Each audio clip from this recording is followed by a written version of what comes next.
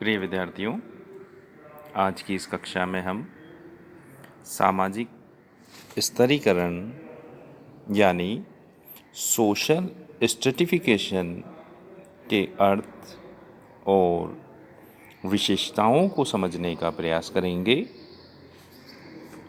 इसलिए सर्वप्रथम हम विद्वानों की परिभाषा के अनुसार स्तरीकरण को समझेंगे। पहले हम ऑगबन एवं नेमकॉफ द्वारा दी गई परिभाषा को समझेंगे।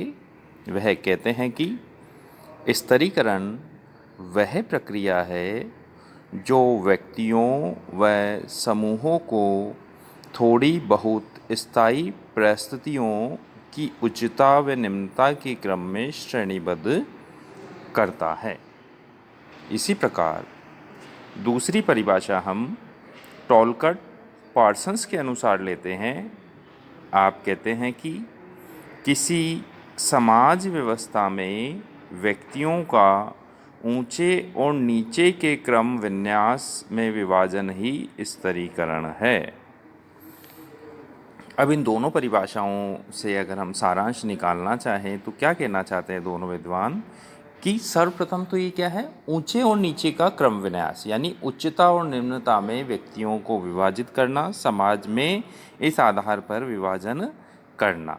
यानी सब व्यक्ति, जैसा कि हम जानते हैं कि समाज में सभी व्यक्ति समान परिस्थिति वाले नहीं होते हैं, तो उनमें जो किसी को उच्च समझा जाता है, किसी को निम्न समझा जाता है, चाहे वो पैसे के आधार पे हो, जाति के आधार पे हो या अन्य विविध आधार पे हो, तो ये चीज़ें ही स्तरीकरण है, ये स्थिति स्तरीकरण है। अब यदि हम अपने शब्दों में स्तरीकरण को समझना चाहें, सामाजिक स्तरीकरण को समझना चाहें, तो हम कह सकते हैं कि स्तरीकरण वह स्थिति है जिसमें हम समाज में जो व्यक्ति हैं उनको विविध आधारों पर, या जैसे ये आधार हो सकते हैं शिक्षा, पैसा, जाति, धर्म, वर्ग, कोई सा भी आधार हो सकता है। इस आधार पर अगर उच्चता और निम्नता के क्रम में विभाजित करते हैं, यानी किसी को दूसरे की तुलना में ज़्यादा उच्च और निम्न समझा जाए, तो ये स्थिति सामाजिक स्तरीकरण कहलाती है। आप समझ ही गए होंगे मेरी बात को।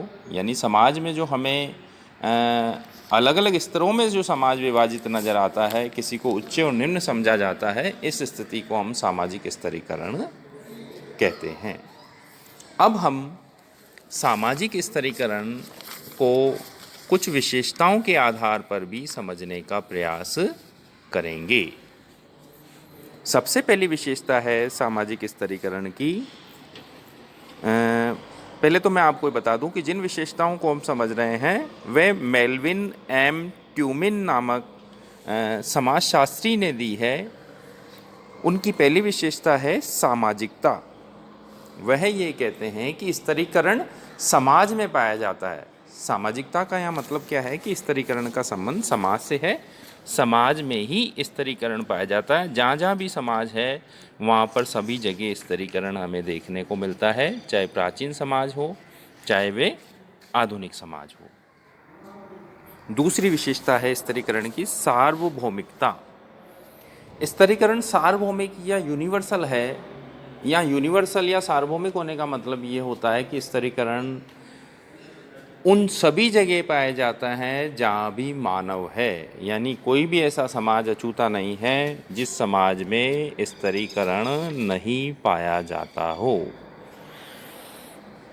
अगली विशेषता ट्यूमिन स्तरीकरण की बताते हैं विभिन्न स्वरूप। यानी स्तरीकरण के अनेकों स्वरूप हमें हमारे समाज में देखने को मिलते हैं। इसकी बहुत सारी फॉर्म्स होती है, जैसे कि मान लीजिए कि आयु के आधार पर स्तरीकरण, हम कह सकते हैं जाति के आधार पर स्तरीकरण, वर्ग के आधार पर स्तरीकरण, या लैंगिक आधार पर स्तरीकरण। तो इसके विविध तरह के स्वरूप हमें समाज में देखने को मिलते हैं।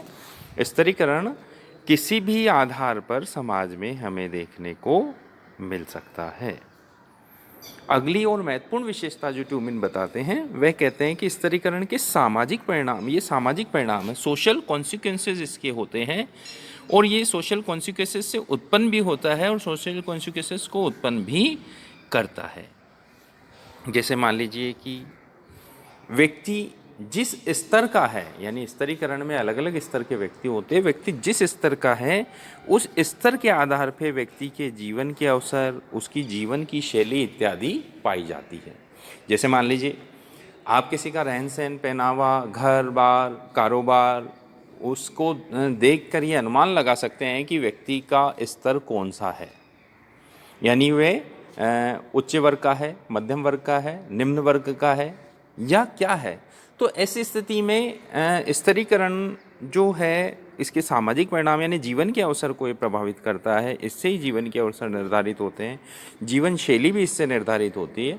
जैसे जीवन के अवसर की बात यदि मैं कहूँ तो मान लीजिए एक मज़दूर है, उस मज़दूर का यदि एक फैक्ट्री में अगर वो मज़दूरी कर रहा है, मान लीजिए उसकी फैक्ट्री में से उसकी मज़दूरी, उस फैक्ट्री बंद हो जाती है, तो वो क्या करेगा, वो किसी दूसरी फैक्ट्री में मजदूरी कर लेगा, या मान लीजिए कोई छोटा मोटा अपना रोज़गार, चाय की दुकान, नाश्ते की दुकान खोल सकता है। मगर हम ये कल्पना नहीं कर सकते कि वो कोई लाखों का बिजनेस अपना शुरू कर देगा, ऐसा सामान्यतः लगभग असंभव हो जाता है।